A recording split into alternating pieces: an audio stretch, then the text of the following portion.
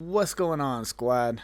Today I want to talk about credit scores. We've all been there. We were young, got credit cards, got loans, vehicles, didn't make payments, life happens. Sometimes stuff just gets in your way. There are steps you could take to fix that. Some are a little more unconventional than others. There's a lot of advice out there on how to raise your credit score. There's a lot of advice on how to get deals on loans. There's a whole bunch of the credit score is one of the biggest things that you're going to have in your life. It's going to make so many determining factors for your life, what you're driving, where you're living, what you're wearing even. And what I want to talk about is how I raised my credit score 100 points in a more unconventional way than a lot of people might assume.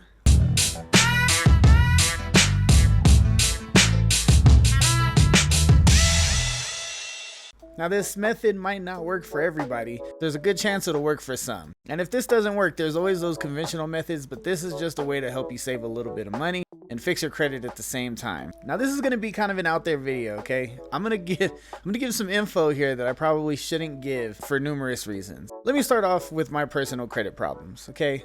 I was living in San Diego for a little while after I moved away from LA. I got a credit card. I was on a $400 credit limit. I got a motorcycle that was about $3,200 or something like that. At this point, I was working at a casino. I was making great money, and then something happened. We got shut down for money laundering. No, we weren't laundering money. We just didn't have the proper components in place to prevent money laundering. So the Department of Justice came and they shut us down.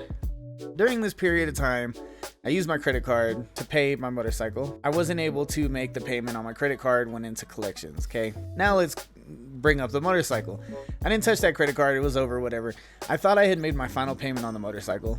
Didn't account for interest for the following month, I guess. So where I thought it was paid off, it wasn't paid off. And then I moved, okay? I moved, so any mail that went to that address, I did not get this mail. I got zero mail because it was an ex-girlfriend's place. She wasn't having it. Now fast forward as to where I think that my motorcycle's paid, and then I get a thing from collections saying I owe $1,700. At most it was $100 or a couple hundred that I owed, and then once it goes to the collection agencies where they buy, loan amounts for pennies on the dollar, very small amount, and then they hike up the prices for late payments. They raise these prices ridiculously high so that when you call they can make a deal with you and still 50 times their profits. So it's years later. Now I'm in Colorado. Now I needed to get this stuff fixed. Now before we move on, let me explain where my expertise in this field comes from. I don't remember what year. I imagine it would have been somewhere between 2012 and 2014. I actually worked for a collection agency. Now these collection agencies, there are some legit ones, but there are a lot of crooked collection agencies. These people are scammers, okay? Including the one that I worked at. We would call places and we would ask them, we would give a name. We would ask for this person. My name is Steve Smith, etc., etc. All the guys had the same name. All the girls had the same name, okay? So I would call, say this, and that. And we give them the same spiel. We would pretend to be process servers. We tried to serve you these documents and we weren't able to get a hold of you. This has been sent to this lawyer's office, whatever, and we will be taking legal action, etc. We couldn't tell them what was in the envelope. We just told them that we were a process server. Tried to serve them documents, and we could not get a hold of them, could not find them to serve them the document. The lawyer or assistant or whatever that they were supposed to call, he was what we called the closer. The closer was a person who, for every 5 of us or 6 of us, there was one closer who sat at his own desk a little away from us. He was literally in the same building, same company, same everything. They would call him, he would close the deal. He would say, this is the amount that you owe, this is what we're willing to settle for, this. There'd be some negotiations, they would talk, they would threaten to sue, all kinds of stuff. And to give you an idea of how illegal this was, we had systems in place to shut down as soon as we got raided or something, because they did get raided before. Now I only stayed with this company for less than 2 weeks because I called at TGI Fridays. There was this girl, had a kid, down on her luck, gave me a sob story. Called TGI Fridays to collect the money, to work on garnishing her wages, whatever it was that we threatened. And she ended up losing her job. TGI Fridays fired her. We're still hassling her about the debt collections. How can you expect somebody to pay when you just got them fired for calling their work business and not being unprofessional? Sure, it's her fault she didn't pay her debt, but shit happens. You don't know what her life circumstances are, and I'm not going to be the one to call and get somebody fired from their job. It's never going to help anybody get any money if you're getting people fired from the jobs that you're trying to get them to use their paychecks to pay you with. So I just couldn't do it. To continue on, the closer would close. He would get a percentage of commission. We would all get a percentage, especially the one that got the person to call. The one that got the person to call the closer got a percentage, which was a lower percentage. Closer got a higher percentage. Then the lady who owned the whole thing, she was the one who, collected the money because she was the one buying all the loans from Ace and all these other things. That was my run-in with that. I had a few little things here and there that I remembered. So as these loan places started calling me, I made a mistake because I was waiting for a call from an employer because I was trying to get a new job, and it was a Colorado area code. So I answered it, and it was the damn collection agency. Now the thing is collections will stay on your record for 7 years. They can reset the 7 years once they get you to answer the phone and they know that that's your contact. They will update everything. They'll update the phone number. You actually answered this number. What time you answered, that it is in fact your phone or your cell phone or whatever. They'll call back. You don't answer. They'll hear you on the voicemail. They'll put it in their notes that they got in contact with you. So now the action is live again. And my action was live again. So what I did is, okay, I'm going to play their game. I'm going to see if I can get away with something. So I started recording the conversations. I got calls from multiple people, very different voices, all using the same name. I went to, there's a spot on Credit Karma where you could bring up the thing on Credit Karma and you can dispute a transaction, or you could dispute a collection. So I disputed the collection, pushed on it. I got a file back. They were trying to contact me. They sent me this whole form of fraud thing. And then I got in contact with the company's boss, and I started playing back these voiceovers for them, or these voice recordings. Started playing these voice recordings saying, I've done this too. I know what you guys are doing is illegal. I told them my name. I went on to Google or the Better Business Bureau. I left a review on the company saying that it was a scam. All kinds of stuff. I went out of my way. This is a scam. Don't pay them. This and that. This person calls. It's this person. 3 people using this name called me. It's obviously fraudulent. And after a week, it was gone. It was off of my record completely. Then I was like, you know what? I'm gonna dispute the other one. Now I'm gonna dispute the big fish. So after that first dispute, my credit score went up 20 something points, and I'm like, cool, 20. I think it was like 22 or something like that. I'll put it up on the screen. So my credit score went up 20 points, and I was like, I'm gonna hit another one.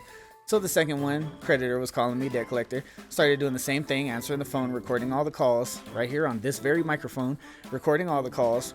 And in the meantime, this is another sidebar. This is another thing you can do is I did on Credit Karma, since I was already on, I signed up for Credit Karma. They show these credit cards where you can pay. It's going to cost you, you put a $200 deposit on a credit card. Okay. You put a $200 deposit and they give you $200 of credit.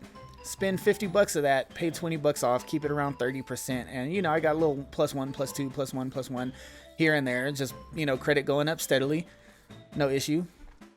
So then now I'm dealing with the second thing, whatever. I did the same thing. I left the email. This is a scam.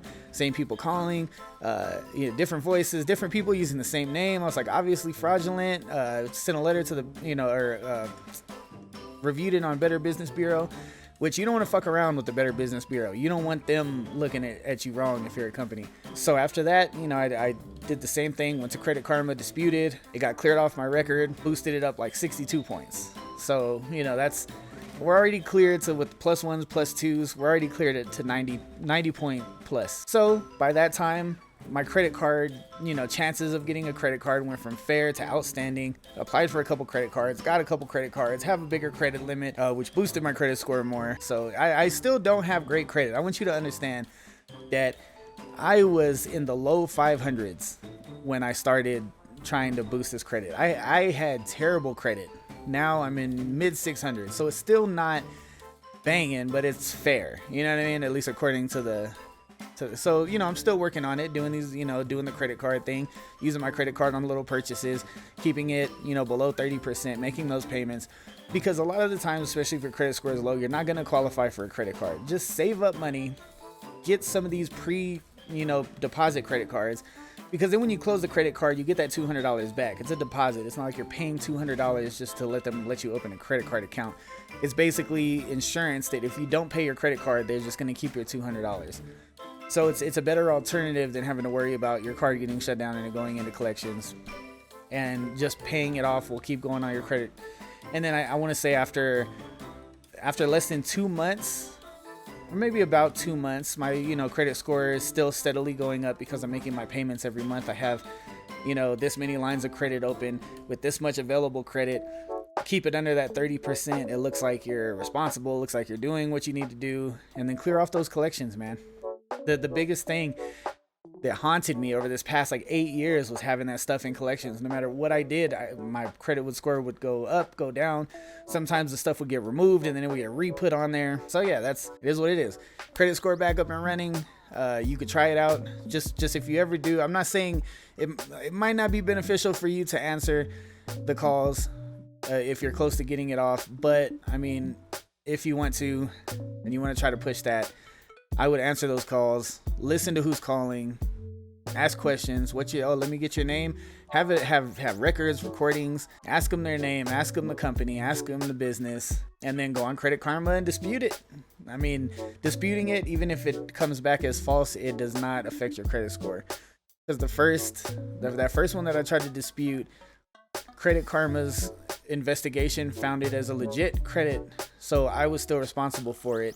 And then once they reached out with that fraudulent shit, that's when I hit them with all the facts, and then bam, just like that, it was gone. So you have to be ready to fight for it. The second one, I didn't have to talk to anybody and that got removed. So it's worth fighting for.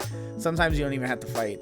It does not affect your credit if you try to dispute a transaction or a collection. So I suggest at least going to Credit Karma, not a sponsor, to dispute your collections. Try to get that credit score up, because that's especially it for anybody. It doesn't matter how young, how old you are, your credit is important. So that's all for today. Thank you guys for tuning in. Tune in next time. I'm tuning, I'm out.